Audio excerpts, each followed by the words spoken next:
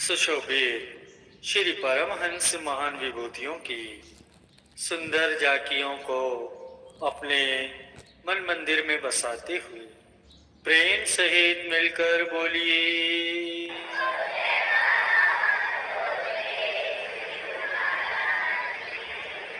गुरुमुखों, ये श्री गुरु महाराज जी के पावन वचन हैं कि प्रभु केवल प्रेम द्वारा ही अपने हो सकते हैं। वहां अन्य कोई भी योग्यता काम नहीं आती। प्रेम जैसा श्रेष्ठ पदार्थ त्रिलोकी में अन्य कोई नहीं है। प्रेमी लोक लाज, निंदा और किसी कठिनाई में भयभीत नहीं होता। वर्षों के वर्ष मन से लड़ते व्यतीत हो गए हो और हार के बाद हार का मुंह देखना पड़ा हो, फिर भी हतोत्साहित न हो। एक समय ऐसा आएगा कि वर्षों की कमाई का फल प्राप्त होगा। गुरु को वीडियो लाइक करना, सब्सक्राइब करना प्लीज। सदगुरु का वचन लाखों बुराइयों को पल भर में नष्ट कर देता है और दबी हुई शक्ति को प्रकट करता है।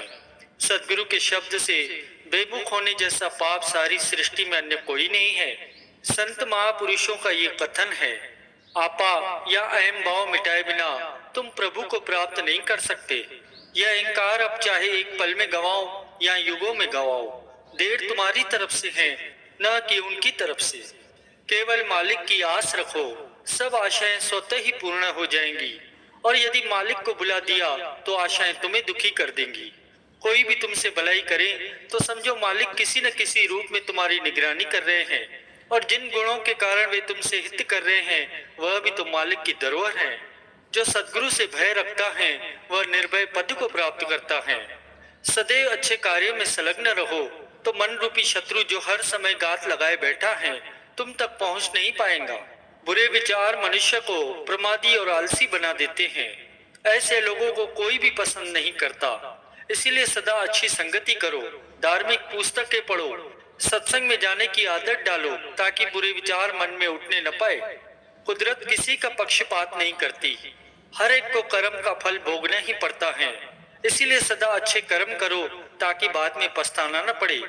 हे शक्तिशाली प्रभु, मैं तुम्हारे द्वार पर दंडवत प्रणाम करता हूँ। तुमसे न्याय नहीं, कृपा की याचना करता हूँ। मायावी वस्तुओं से तृष्णा बढ़ती है और नाम जपने से संतोष मिलता है। हे सर्वव्यापी सद्गुरु, आप सदैव मेरे अंग संग रहें और मेरे मन की लगाम अपने अधिकार में रखें और सीधे मार्ग पर चलाएं। हे दाता, मेरे दिल में कोई अच्छे बुरे का सवाल ही पैदा न हो। आपकी प्रसन्नता में रहना ही मैं अपना धर्म समझूं। जहां भी आप रखें वही मेरे लिए सुखधाम हो। सद्गुरु स्वयं कष्ट सहन कर हमें ये सिखाते हैं कि तुम भी सहन करना सीखो। सद्गुरु सेवक को मोह माया के बंधन से छुड़ाना चाहते हैं तो संसारी जीव मोहवश इसका विरोध करते हैं, परंतु संत महापुरुष इसकी परवाह न करते हुए जीवों के आत्म कल्याण के लिए हमेशा अग्रसर रहते हैं। सेवक और सद्गुरु जैसा प्रेम जगत में अन्य किसी का नहीं हो सकता। यह महापावन और प्रमाण रहित है। जिसने सद्गुरु के शब्द का अमृत रस नहीं चखा उसका मानुष्य जन्म ही निष्फल है। मालिक के बिना न अन्य वस्तुओं में स्थिरता है और ना ही हित है। इसलिए सबकी तरफ से सुरती को हटाकर उनके श्री चरणार में लगाओ। प्रभु किसी का पक्षपात नहीं करते, जितना जिसके भाग्य में है उतना उसे दे देते हैं। इसीलिए किसी को इसमें कोई शंका करने और स्वयं को दुखी करने की आवश्यकता नहीं है। मालिक से कुछ भी छुपा नहीं है, वे सबकी आंतरिक भावना जानते हैं। इसलिए अपनी भावनाओं को शुद्ध और पवित्र रखते हुए उन्हीं को ही सौंप दो। दुनिया कितने धोखे में जा रही है कि झूठ को सत्य समझ रही है और अपने आप को बुद्धिमान समझ रही है। ये झूठ सच की समझ उसे कब आएंगी? जब संत महापुरुषों से ज्ञान के चक्षु मिलेंगे। मालिक को जहां भी हृदय से स्मरण करो वे वहीं प्रकट हो जाते हैं और सेवक की मनोकामनाएं पूर्ण करते हैं। ये उनका प्रण है। कल क्या होगा उसकी चिंता किए बिना मालिक का चिंतन करो। शत्रु तुम्हें अनेकों प्रकार से बहकाने और डराने का प्रयत्न करेंगे, फिर भी तुम घबराओ मत। विश्वास रखो, ईश्वर का सहारा लो तो वे निश्चय ही आपकी सहायता करेंगे। अपनी आत्मा को नाम रूपी भोजन द्वारा शक्तिमान बनाओ ताकि शरीर और मन पर विजय प्राप्त कर सको। जिसे जिस वस्तु से संबंध है वह उसका गुलाम या दास है। मायावी दासता से मालिक की दासता अच्छी होती है। इसलिए पूर्ण प्रेम केवल एक मालिक से ही करो।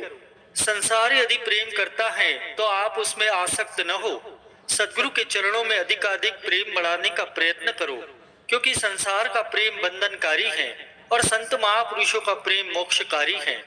जो निर्णय आपके विषय में लोग करते हैं वह सुनकर घबराओ मत। विचार करके देखो कि जिन अवगुणों के कारण वे तुम्हारी निंदा करते हैं वे वास्तव में मुझ में हैं या नहीं है। यदि हैं तो बहिष्कार कर दो, नहीं है तो भविष्य के लिए सचेत रहो। जब सब बल हार कर केवल एक प्रभु का आश्रय लोगे तो तुम्हें गुप्त सहायता प्राप्त होगी, क्योंकि वे निर्बलों के बल हैं। जो जीव मन की वासना के अनुसार चलने वाले हैं वे श्रृंखलाओं में बंधे हुए एक कैदी हैं। उन्हें सदगुरु के वचन प्रिय नहीं लगते, वे आत्महन गति को पाते हैं। जब तक बाह्य इच्छाएं नष्ट न होंगी तब तक सदगुरु का ध्यान हृदय में नहीं बसेगा। कथनी तो सब कर सकते हैं, परंतु करनी सदगुरु की सहायता के बिना कोई नहीं कर सकता। संसार सागर की लहरों के जकोलों से यदि बचना चाहते हो तो सदगुरु से मिलो, क्योंकि इनके अलावा इन जकोलों से तुम्हें कोई नहीं बचा सकता। कर्म करो लेकिन निष्काम भावना से करो। निष्काम कर्म ही मालिक की दरगाह में स्वीकृत होता है। दुविधा त्याग कर इच्छित होकर केवल सदगुरु के आगे स्वयं को अर्पण करो तो स्थायी शांति प्राप्त होगी। हे सदगुरु, जब आपके वचन सुनने से बुद्धि में प्रकाश होता है तब मुझे यह अनुभव होता है कि मैंने अपनी गलतियों के कारण ही दुख पाया। सदगुरु की मौज है कि आठों याम सावधान रहो, क्योंकि शत्रु आठों याम जागृत है। मौका मिला तो वर्षों की कमाई पल भर में लूट लेगा और तुम पश्चाताप करते रह जाओगे।